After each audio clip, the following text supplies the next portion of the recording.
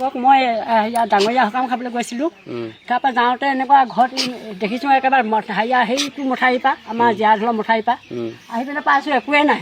ঘৰ দুৱাৰ চব ভাগি ছিগি এৰাই গোটেই জ্বলি, কাপোৰ কানি এটাও আনলাগে উলিয়াবলৈ নাপালোঁ। নিজে পিন্ধা মেখেলা পৰ্যন্ত জ্বলি গ'ল। মই এতিয়া কি ক'ম আপোনাৰ আগত, একোৱেই নাই তাৰমানে বস্তু উলিয়াবলৈ। কোনো মতা মানুহো নাছিলে তেতিয়া ঘৰত, অকল মাইকীমান সেই দুগৰাকী আছিলে, বোৱাৰীজনী আছিলে আৰু বুঢ়ী এজনী আছিলে। তাৰপৰা সেই বস্তুখিনি একো উলিয়াবলৈ নাপালোঁ। মই একদম তাৰ পৰা চেকুৰিছোঁ আহি পাম বা কিবা এটা উলিয়াবলৈ পাম বা। আকৌ এই ল'ৰাজনী শুই থাকে, খোৱা জেগাত কিজানি ল'ৰাজনী কিবা এটা হৈছে বা। একদম মনত তাৰমানে থাকিব পৰা নাই মই তাৰমানে একদম। বুঢ়াকেইজনে কৈছে এই তহঁতৰ ঘৰটো জ্বলিলে হ'ব পাৰি, নহ'লে বিটা ঘৰ ইমান ধোঁৱা নবলে নহয়, তই কেলৈ নাযাওঁ।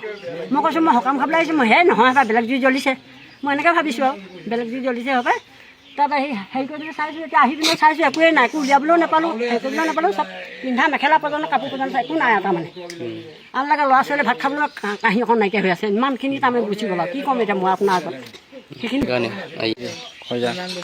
নমস্কাৰ, মোৰ নাম অমৃত ফুকন। আৰু যিহেতু আমাৰ ঘৰৰ মই কামত আছিলোঁগৈ, যিহেতু আহি কিনে এতিয়া মেক্সিমাম এঘণ্টামান হৈছে আহি পোৱাৰ আগে আগে। বাইক এখন আছিলে, নতুনকৈ লৈছিলোঁ আৰু যিহেতু এনেকুৱা এটা হ'ব বুলি ভবা নাছিলোঁ। যিহেতু আহি পাই কিনে এনেকুৱা এটা দৃশ্য বা ঘৰ এখন জ্বলিব বুলিতো সপোনতো ভবা নাছিলোঁ।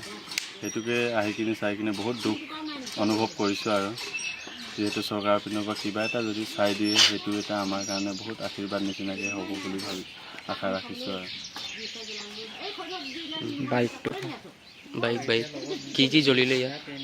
বাইক এখন আৰু এনেকৈ ভিতৰতো চৌকাত বহুত আছিলে, এনেকৈ খোৱা বিচনা এনেকৈ কাগজ পত্ৰ কৰি কিনে কাগজ পত্ৰ গোটেইখিনি জ্বলি আদায় হ'ল।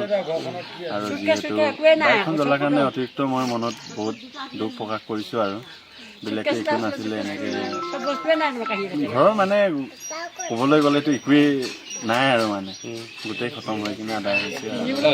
বহুত মনতে আৰু বিশেষকৈ কথা ক'ব বিচৰা নাই। হয়, আজি প্ৰায় 1 মান বজাত গালিঘাটত দয়াৰাম ফুকন, আপোনাৰ নামটো কি আছিলে? মহিলা ফুকন, তেখেতৰ বাসগৃহত অগ্নিকাণ্ডৰ লাগি ইতিমধ্যে সম্পূৰ্ণৰূপে ঘৰখন ভস্মীভূত হৈছে। আৰু অতি দুখৰ কথা, দয়াৰাম ফুকনৰ পুত্ৰ অমৃত ফুকন, তেখেতে নতুনকৈ দিন হাজিৰা কৰি এখন পালচাৰ বাইক ক্ৰয় কৰিছিল। কিন্তু সেই নতুনকৈ ক্ৰয় কৰা পালচাৰ বাইকখনো ইতিমধ্যে ভস্মীভূত হৈছে বুলি আমি ইতিমধ্যে দেখিছোঁ। আৰু আমি TMPK হিচাপে আজি ইয়াত আহিছোঁ আৰু প্ৰশাসনক এটাই দাবী জনাইছোঁ, কাৰণ এই ঘৰখনত এতিয়া সকলোখিনি সামগ্ৰী ইতিমধ্যে জুইত ভস্মীভূত হোৱাৰ কাৰণে এতিয়া পৰিধান কৰিবলৈ বস্ত্ৰ নোহোৱা হৈছে। আজি আহাৰ গ্ৰহণ কৰিবলৈ চাউল এমুঠি নোহোৱা হৈছে। থাকিবৰ কাৰণে অকণো বস্ত্ৰ নাই, ত্ৰিপাল নাই, সেইকাৰণে বহুত অসুবিধাৰ সৃষ্টি হৈছে। আমি প্ৰশাসনক অনুৰোধ জনাইছোঁ অতি শীঘ্ৰে এই পৰিয়ালটিক ক্ষতিপূৰণ দিব লাগে, বস্ত্ৰ ইতিমধ্যে থকা মেলাৰ কাৰণে ব্যৱস্থা কৰি দিব লাগে।